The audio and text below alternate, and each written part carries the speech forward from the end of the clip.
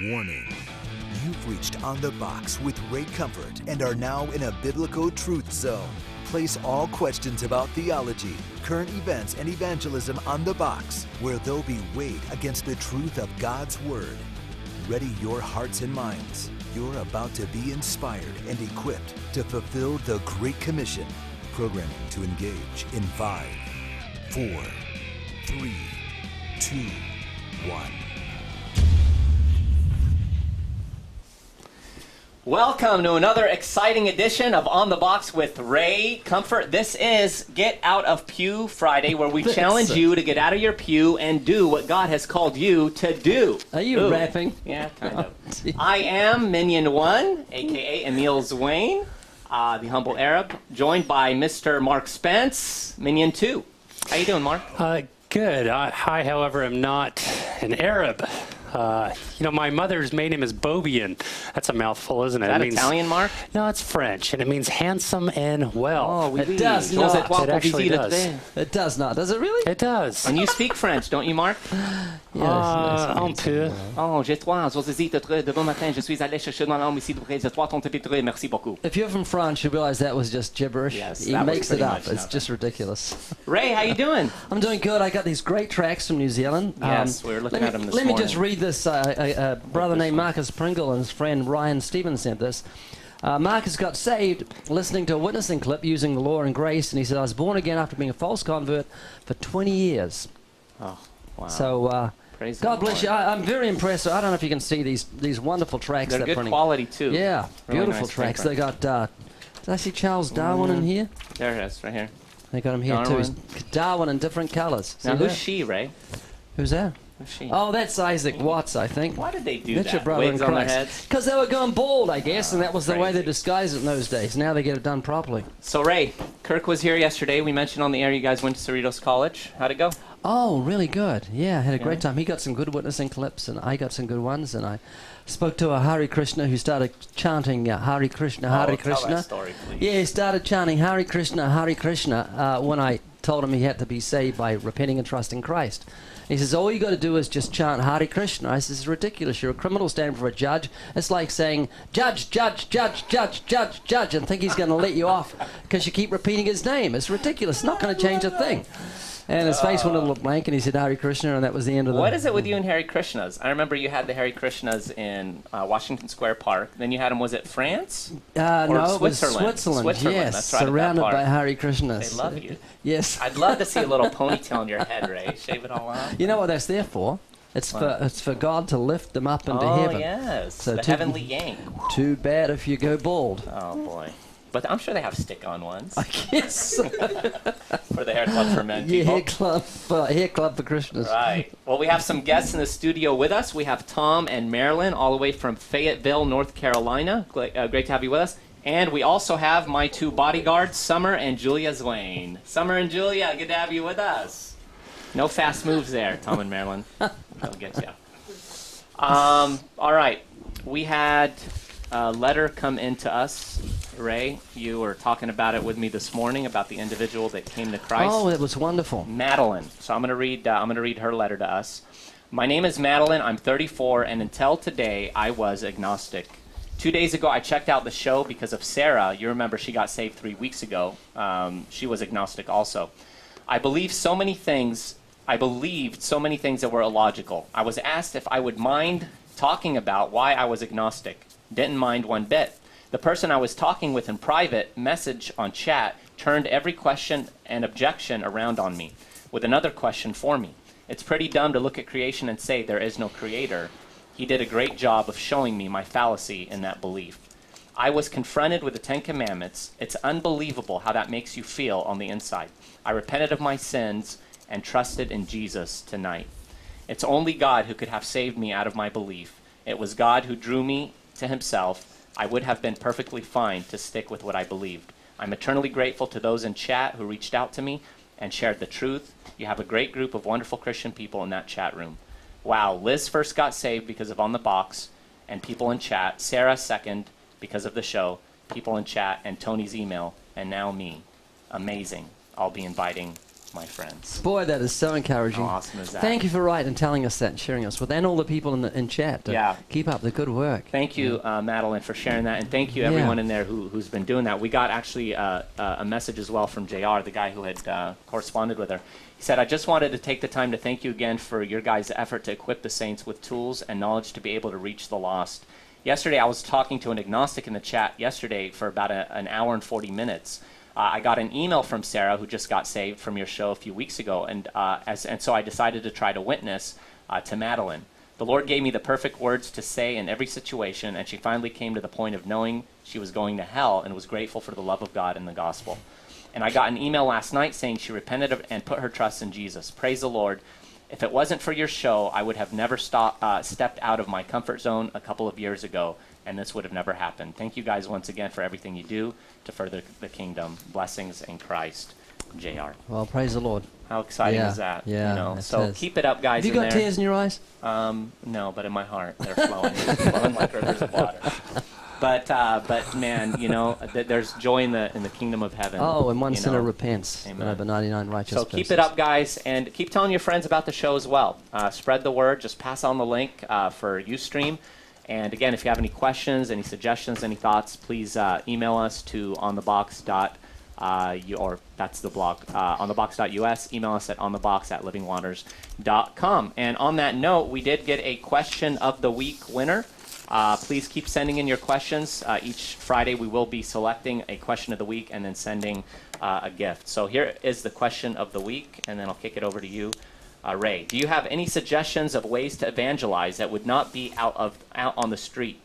For instance, how can I go about evangelizing in an assisted living or nursing home? What is allowed there? I do not have the ability to play an instrument or do a magic show.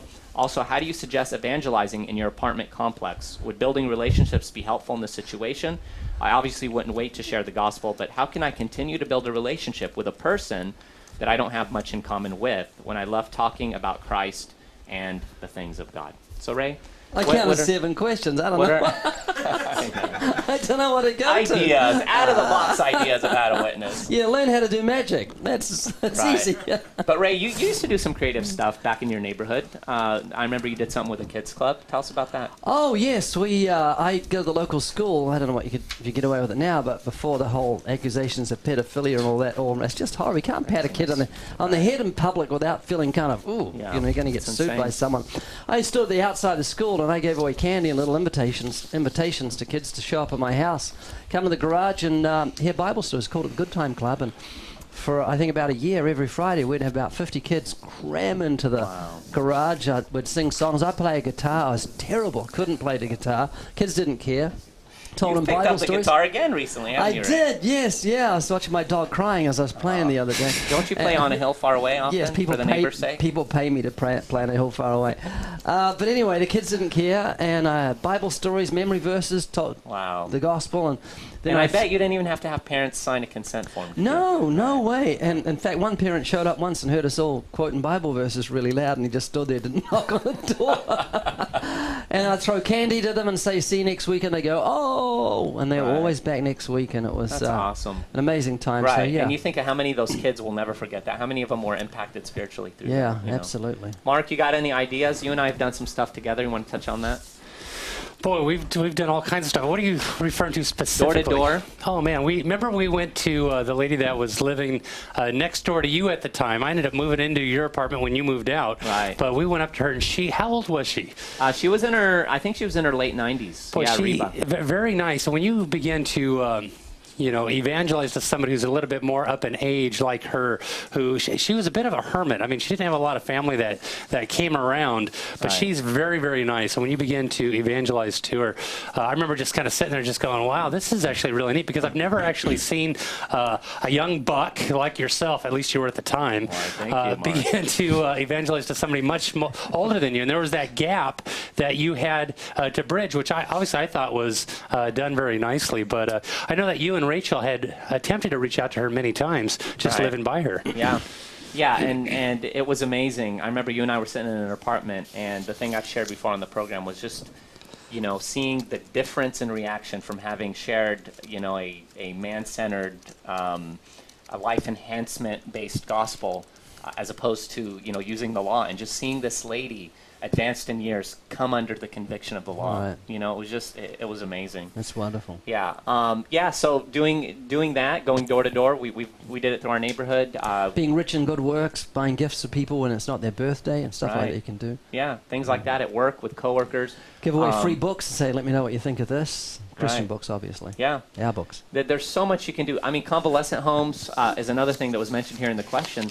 But yeah, go to convalescent homes. I mean, you know how many people in there either don't have relatives anymore because they're advanced in years and their loved ones have passed away, or they have loved ones that don't even care about them. I guess you can't even call them loved ones. Right. Convalescent. Con with valescent. Right. I don't know What's what valescent? Helping elderly people. With Yeah. helping elderly people. That's what it would But be. Ray, you guys, another thing on being rich in good works. You guys had a neighbor who was up in her 90s, and you guys looked after her. You want to tell us about that? Yeah, it was Helen. She was got very sick in her mid-90s. Doctors put her on a special diet of no salt, no eggs, no butter, no cheese, no chocolate, no sugar, no nothing. And I said, Helen, what would you like to eat? She said, oh, I'd love to. She said, chocolate cake and all this. So I said, okay, that's it. We're going to keep you on your heart pills. And we're going out to buy donuts for you. And she was out of bed within a day. Krispy She lasted Kreme, until Ray? she was over 100. And the Oh. doctors would have killed her she had no will to live Right. because they took everything that was giving her joy. So we gave her back what gave her joy, and the joy of the food was her strength. And up she was out of bed. And she was on a deathbed. She lasted 7 years after that. So go for the chocolate cake. I don't care if you're Ray Comfort or 2 or 3 Ray Comforts. I went with Ray to the convalescent home to visit Helen once, and That was just before she died. She was Right, losing her and mind a little. She wasn't quite catching on to who Ray was, and Ray said, "Helen, I'm Ray Comfort. I don't care if you're Ray Comfort or 2 or 3 Ray Comforts." Anyone that says that has to be out of their mind. Yes. Poor Helen. But that was awesome, and I know that she deeply loved you and Sue, and so Yes. yeah, those are things you could do. Reach out to your neighbors, do good works. Leave the door hanger tract on people's doors. We have a door hanger tract here. It's already ready with a perforation. You just put it on people's doors. Postcard tracts on the community bulletin board in the laundry room. Leave a book on each door in a plastic bag. You could do all sorts of things like that. I shared that my wife and my children and I on Christmas went to every home in our community, about 209 homes, and use it as an opportunity to give them a little Gospel of John and a gospel, a gospel tract with a can letter. we swing What'd over I to do? Mark? Can we? Oh, that was trash. Oh, leave it to Mark. Maybe for people with long noses. Mark, I but had don't no know. idea what you were talking about. All I could see in the other Yeah. studio was that hanging I on can Mark's tell. nose, and I thought, I'm just going to lose it in a minute. A court jester. Thank you, That's, Mark. that's, Thank that's you. what were you talking about? It was I don't very know. serious It and doesn't wonderful. matter. People's eternal salvation. It's not just hanging on the nose. So if you hang them on people's noses, it does leave an impression. So So there's a lot of things you can do, but I want to jump in now into a segment I'm very excited about. Ray, you and Richard Dawkins have had a very who? Richard Dawkins. Oh, that guy. Yes, Yeah, you remember that? yes. Yeah, I got a picture. You've had a really interesting relationship over the years. So there's a story here in The Independent that I want to read to us. From Jerusalem to the American Bible Belt, Professor Richard Dawkins has braved the world's most God-fearing communities to argue for a faithless society. But the celebrity atheist is now facing one of the most hostile receptions of his career. After an invitation to Hebridean Book Festival sparked a battle for the soul of the Highlands. In one corner is Professor Dawkins, evolutionary biologist, best-selling author of The God Delusion, and the world's most prominent secularist. In the other is the Free Church of Scotland, a devout and fundamentalist Christian group known locally as the Wee Frees. Wee Frees. You mean, is this cold weather there or something? It must be. Faced with clearly mounting outrage against his proposed visit, Professor Dawkins hit back.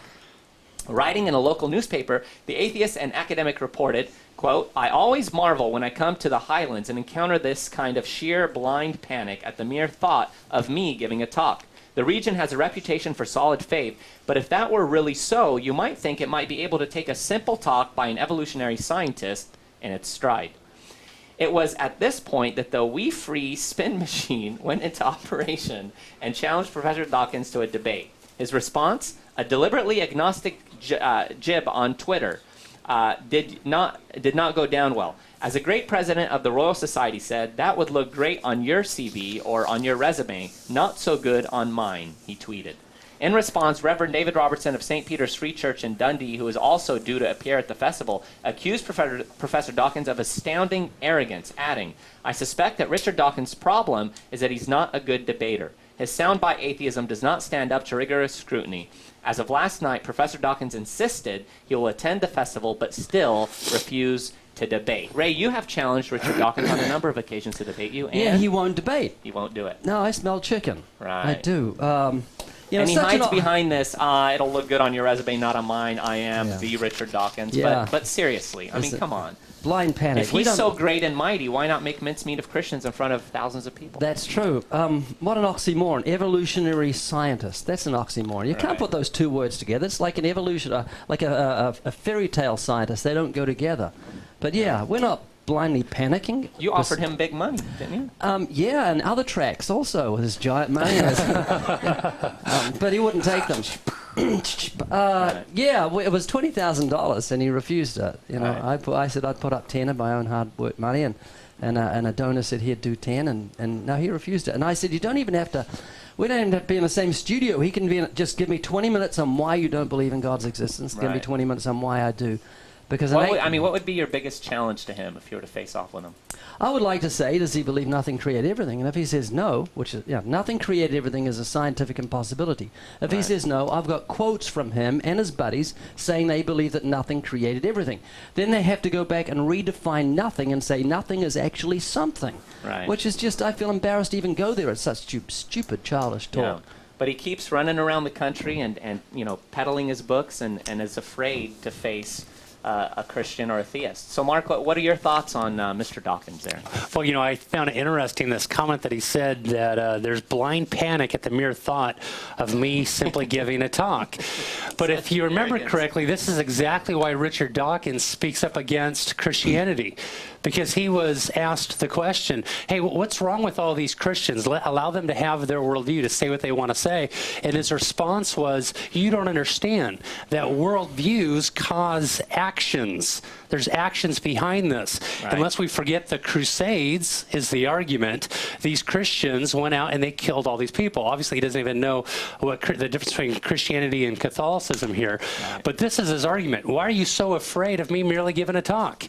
Well, let's turn it back. What's wrong with Christians merely giving a talk? Right. It's because worldviews carry consequences when carried out to its fullest extent. And as an atheist, he wouldn't call himself an atheist, actually. In fact, he would say, I'm not an atheist. But for every sense of the words, he really is an atheist. Right. He is one without God. He hates God, and he begins to go off on his understanding what he believes God is like.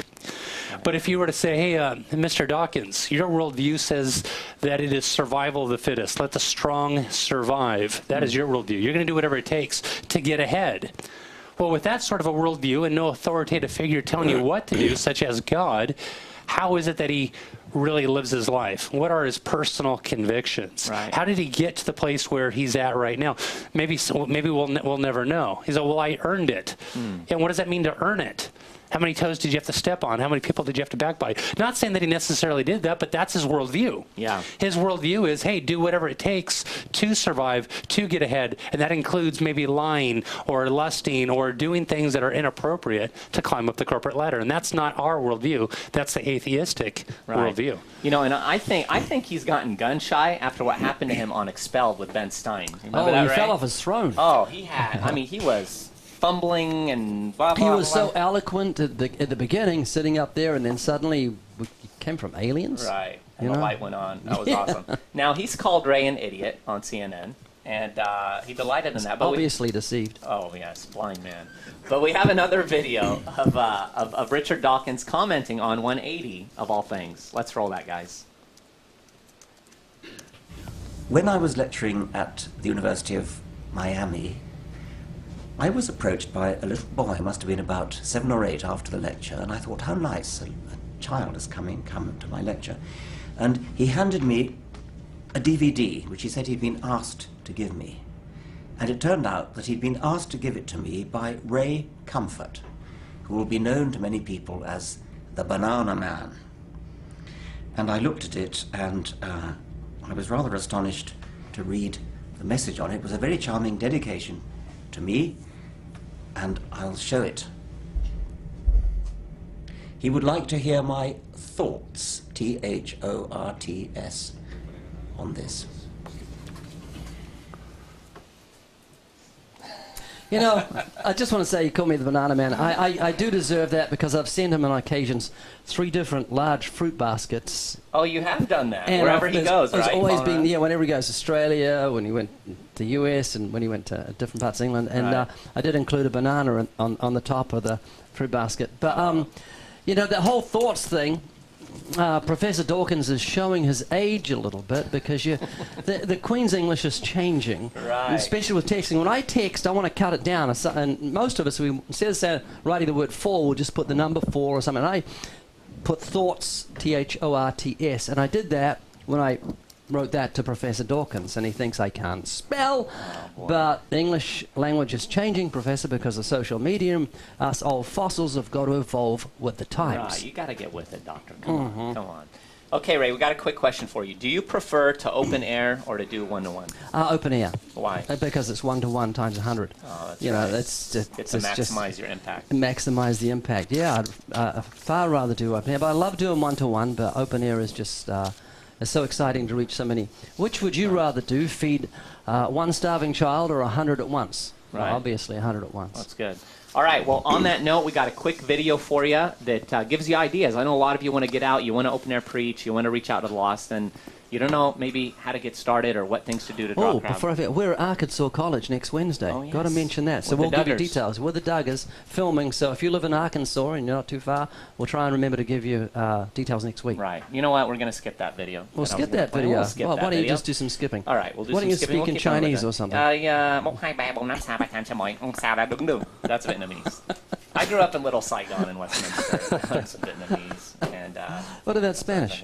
yo no sé por qué, pero y tanto ni uno se tarda recuerdo mañana para tantos. That's gibberish. It means absolutely Muchas nothing. gracias. But it That means sounds, something. yeah, that Does that sounds sound real. good? Bueno. Right. I could be a good pun A artist. very good E.T. E.T. Oh, boy. All right. Okay, Ray. What if you're open air preaching, and after you do trivia, no one wants to do the good test? What do you do, and how do you transition to the gospel? You ever have that happen? Yeah, I say, here's Scotty. That's why you like Scotty going Oh, with yeah, you. and I He's say, your let's give scapegoat. Scotty a big hand, or I'll hand over to Alan or something like that. Sometimes I can't get a crowd. A change up in personality can actually help if Right. you can't draw a crowd. But yeah. But I stay mean, do with you the ever truth. go for it? Do you ever just get that Oh, sense just, of, you yes, know what? yeah, just preach the gospel. I think 2 or 3 people. What's frustrating is sometimes you'll have 30 or 40 people standing there, and they're all smiling at you. Right. And so I say, are you guys Christians? And they all go, mm-hmm. And they think, I am preaching to the converted. But maybe it's a lesson to them on how to preach. you Yeah, know? but maybe still, that'll inspire I them. don't like that. Right. I'd rather be preaching to the unsaved. So, Right. yeah, sometimes I'll just go and preach a short gospel presentation and then pass over on the other guys. And a change of voice, change of person, change of money and trivia Yeah. often changes things. Mark, what do you think about rent-a-crowds? That's something that you know, we've referred to over the years of taking a group of people out with you.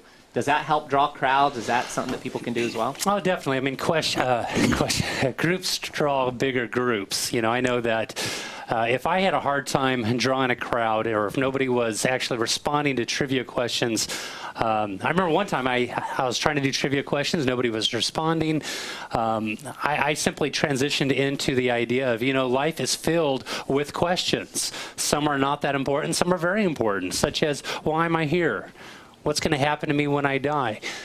You know, all throughout our day, we're filled with questions. Throughout our life, we need to answer some very strategic questions. Mark, you know, why who am don't I you going to share marry? about how the first time you came out with me and you drew a huge crowd that just blew me away to a point where I thought, I got to be friends with this guy. Yeah, well, I was attending a church over in Huntington Beach, which you're now attending, and I went up to the high school and the college pastor, and I said, hey, Rick Comfort is going to be out on the Huntington Beach Pier. Man, let's go watch this crazy guy get egged by some tomatoes, or tomatoed by some eggs, right? So I was out there with you, and I remember we were having a hard time drawing a crowd, and I said, hey, Ray, I do this thing called a light show. I just actually started doing it. What do you think? Maybe I can give it a go? But I said that because I looked down at the end of the pier, and I noticed that people from my church were actually walking towards you. And he said, yeah, go for it. Give it a go.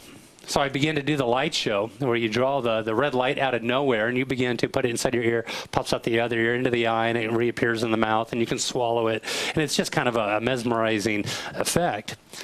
I remember there was a crowd there, and the crowd stayed there for plus 20, 30 minutes. And I remember you looking at me saying, I've never seen something draw a crowd as great as that has drawn. Man, I want you to do that everywhere. And I went, yes. And it was shortly thereafter that you invited me to go with you to a church over in Las Vegas. Yeah. And that's how we actually hooked up. Ray, So, what about? I thought they were unsaved people, but was that church just showing it it was up? Mark, altar. you about, yeah. But Ray, what about the large crowds I drew with my mime show? Oh, that was brilliant. What was that? That was at Balboa. Right. Yeah, I noticed Easy's very, very talented. Not only can he speak gibberish, but he can do what he's sitting Man in a down. box. Just watch this. Look at that. Look at that. Man in a box. 10 years of intensive training. So I said, that is incredible. I said, see if you can draw a crowd. So I got him up on the box, and he started doing that. And I thought, okay, you've done this side, done that side. What's next? And there was nothing next. He just stayed in the box for about 5 minutes. I thought, that was my whole show. You went out and bought me a book and gloves. Still in the box. So we moved to on the box. Right, now we're on the box, and we can't get off of it. But anyhow, this is the whole point of what we're saying. Find something to do. Spurgeon has a great quote where he says, cannot faith invent as well? He talked about the genius of man and all the things that people do to be creative in their various, pursuits. Can we not be creative and reach the lost in some way? So however you do that, get out of the pew today. It's Friday. Use this weekend to go out and preach the gospel and reach the lost, and let the Lord use you mightily for his glory. And I know Ray's itching to do something right now, so Ray, hit it! I see him. We'll Applause, see you. audience, come on! God bless you. For questions about On the Box with Ray Comfort, or to submit questions for future shows, please email onthebox@livingwaters.com. That's onthebox@livingwaters.com. On the Box with Ray Comfort is an outreach of Living Waters. For more resources to inspire and equip you to fulfill the Great Commission, check out livingwaters.com or call toll-free 1-800-437-1893. Now go and preach the gospel.